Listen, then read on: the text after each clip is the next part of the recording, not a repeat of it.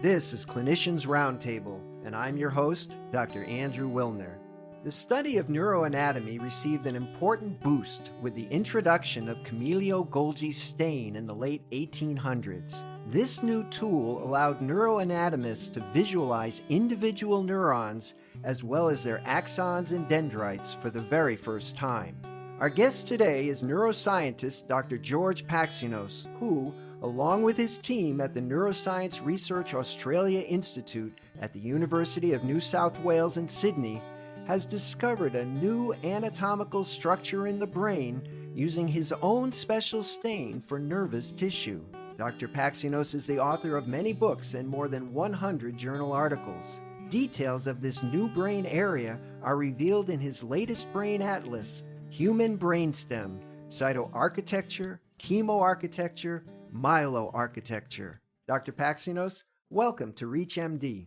Good morning, Andrew. Pleased to be here. Before we delve into your discovery, I'd like to share something we have in common. You completed your PhD at McGill University just a few years before I arrived for my neurology residency and epilepsy fellowship. I wonder, was the famous neurosurgeon Dr. Wilder Penfield still working at the Montreal Neurological Institute when you were at McGill? He was working there, and I studied under one of his postdocs, D.O. Hebb, Donald Hebb, who was, when I arrived there, the professor of psychology, subsequently the chancellor of McGill. And he actually influenced me as it concerns behavior, understanding how we can understand behavior, how the components that produce intelligence, emotion are organized. Yeah, I think those must have been very exciting days. Dr. Penfield, of course, was the one who mapped out the human homunculus in the brain. Yes, legendary person. In fact, there is even a street, Dr. Penfield Street, in Montreal. I lived on, my apartment was 1100 Dr. Penfield Avenue. How about that? Right. So, Dr. Paxinos, I want to learn about this new brain structure. I thought special stains were tools of the 1800s, like the Golgi and the Nissl stains. How is it you came to invent a new stain? Yes, these were the classical stains, and I introduced to atlas making a new approach, a new stain, chemoarchitecture it is called, that is using the chemical phenotype of neurons, that is as a criterion to defining regions using what neurotransmitter they contain, or what receptor they contain, what enzyme they contain. The brain is organized that way. The receptors or the neurotransmitters are not spread uniformly throughout the brain. They have regional distribution. Some areas have dopamine and have noradrenaline, for example. And if you look just at these neuroactive substances, you can get a window into the brain to see how the brain is organized. And indeed, people use Nissl, which is a very powerful tool, and Golgi, but chemoarchitecture is even more powerful because at a glance, it gives you the organization of a region if the substance you are looking at is actually differentially distributed. And the brain looks as though it is a colored-in book already. You don't have to be a great neuroanatomist to identify a region not known before. Well, it probably helps to be a great neuroanatomist. Yeah. Tell us about this new structure, the Endorestiform Nucleus. How big is it? What does it do? Well, it's about the size of a pea, and the function is not something that I am involved with. I just do the basic maps. I identify an island, for example. I say this is Tasmania. And someone else might go and check whether it is populated, whether there are forests there are animals. But I just look and set a basic plan. It's like Google map without function, just the structure of the brain, which subsequently can be used by people who want to study either function or what neurochemicals it contains, whether it is present or not in a disease. They then have a better map to work with. There's an island there that they could pay special attention to, whereas before they didn't know anything was there. It actually happened to us too. I looked with a colleague of mine at the degeneration, that is where fibers, that is projections from the spinal cord, end up in the brain. In cases of therapeutic anterolateral chordotomies, that the patients who suffered from terminal cancer and they were subjected to severance of some of the pathways of the spinal cord that lead to the brain in the hope of alleviating pain. The operation, by the way, wasn't very helpful.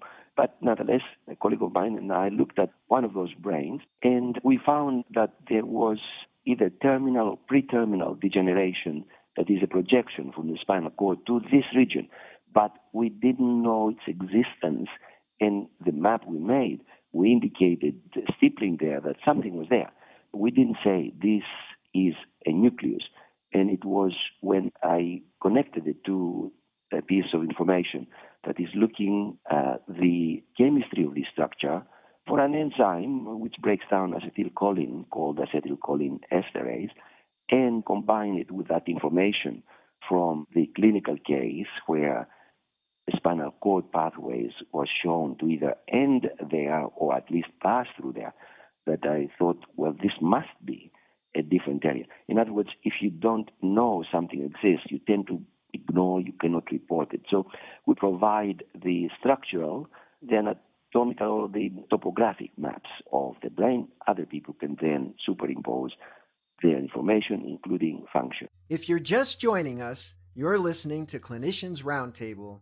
I'm Dr. Andrew Wilner, and I'm speaking with Dr. George Paxinos about his discovery of the Endorestiform nucleus. Well, Dr. Paxinos, let me follow up on that.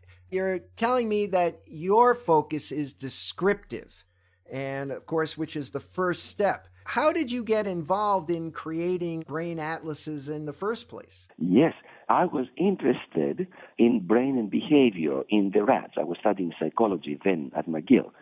But I was frustrated in that there was not a good atlas of the rat brain. And when in a sabbatical at Cambridge, I noticed this stain, acetylcholinesterase, how it showed the brain beautifully, that you could see the organization of the brain, the different areas in different color, different shades of brown, then I would be able to do a better map, a more accurate map, both stereotaxically, that is to allow people to make interventions in the brain by reference to skull marks, and also internally to be more approximating reality, what really is there. And I thought I would only spend a year on this, but we were successful in constructing an atlas of the rat, and then I thought that maybe I'll spend a bit more time just on the human, and then I should do a bit more time on development, and I haven't finished. I'm still constructing atlases, which are successful approximations. That is, hope they get better.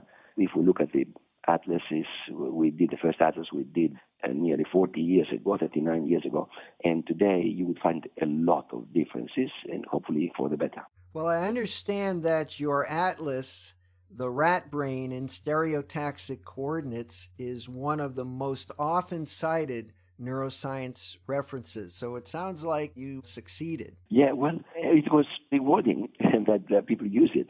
In fact, really, scientists, I think the greatest concern they have is the way they are perceived by other scientists. And citation is an index for that. The other thing that motivates us, Charles Watson and myself, who have done most of this work together, is if we manage to find an area previously not known to science, such as the Endorestiform nucleus. And if I could mention, Charles is a successful saxophone player. And when we luck upon a structure, then we stop and he plays the saxophone. Nice. That's nice. So, do you think there are still any new discoveries to be made with the traditional light microscope?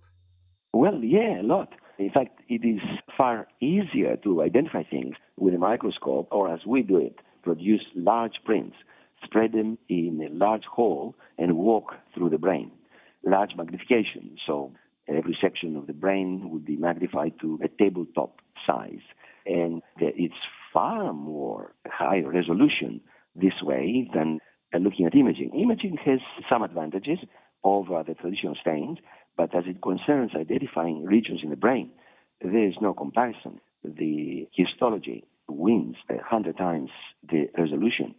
What we are doing now, still going back to histology, and in fact, what the important thing really is to get tissue, in the case of humans, that's small, short period post-mortem, so that there are not changes in the brain, and the staining, the uptake of the stain is high quality, and certainly have work to do for a long while yet. And there are a lot of areas not identified yet in the human brain. In the brainstem, we're satisfied that we have rehabilitated the human brain nearly to the point of our knowledge of the rat brain and the monkey brain, which we have studied intensely in optimal conditions because we can take the tissue straight after death. So for the human brainstem, we're satisfied that we just about have contributed what we can contribute. But for the rest of the human brain, still a lot of work to be done, but we have a prototype. And this is the rhesus and the marmoset brains. The rhesus probably, might not have any differences with the human brain as it concerns the number of areas, nuclei, not even in the cortex, that is. The areas we studied in parallel, we find all areas we find in one, we find in the other as well. So we have a prototype to work with. So it is helpful once you know that the human should have this nucleus, and you actually examine the human tissue exactly where you find this structure in the monkey brain, then you have a greater chance of actually finding it. What was unusual about the Endorestiform nucleus, which we recently identified, is that we first saw it in the human, which, if you permit me, Andrew, to say here that given how much roomier the human brain is, the human brain is a good model for the rat. I hope you do find some differences between the human brain and the monkey brain in your work. Tell me, how would you counsel young physicians or neuroscientists who are interested in a career in neuropathology? What should they be thinking about, and which kinds of techniques are the wave of the future where they're going to make new discoveries? Yes, I think that histology is still quite good if you use the modern techniques of demonstrating the localization of neurotransmitters, receptors, enzymes, but also the hybridization techniques.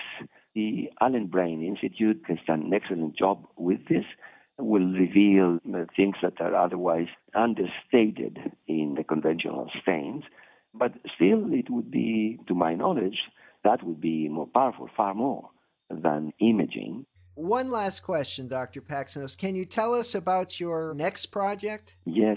Well, we are interested in the dugong brain, and we are going to look at the brain stem, since all things brain stem are of interest to us, to see what is exaggerated in that species, because it actually gives you pointers to what might actually be the true organization of the human brain.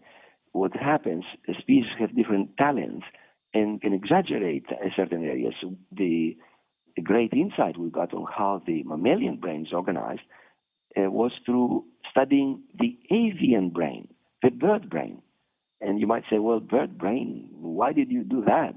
Nothing good is said about the bird brain. We think birds have first-class brains. They just have not had good public relations. And we have produced an atlas of it, which assisted us to identify, to delineate, segment the regions of the human and the rat brain better, especially in an area called the pretectum, which is far more strikingly evident what happens there in the bird than in the mammal, where it's not clear what is happening there. But once you know what to expect, then you can also see it in the mammal. So we are going in different directions. We are also working on MRI atlases, indeed of the human brainstem. The Duke University, the laboratory of Al Johnson, who have the best, the highest resolution images in the world. So we're starting with excellent material, and we will see what happens there. And we have had the advantage in that the MR images are not distorted as it happens when you have histological sections that you pull through fluids, that they get distortions. But the MRI is, if it's in the skull, it's even better, that its relations to the reference point of the skull remain true, like histology. So there are advantages. Also, the data are inherently 3D, so you can display the information better, and you can do certain studies connectivity in the MRI that you cannot do in histological tissue. So there are benefits, and we're trying to do this as well. Dr. Paxinos, I'm really impressed with your curiosity and pursuit of comparative zoology and showing us how it can be very revealing for the study of the human being. I think that's fantastic. Thank you. Many thanks to our guest, Dr. George Paxinos, for joining us today and discussing his discovery of the Endorestiform nucleus. I'm your host, Dr. Andrew Wilner. To access this episode and others in this series, and to download the ReachMD app, please visit reachmd.com, where you can be part of the knowledge. We encourage you to leave comments and share this program with your colleagues. Thank you for listening.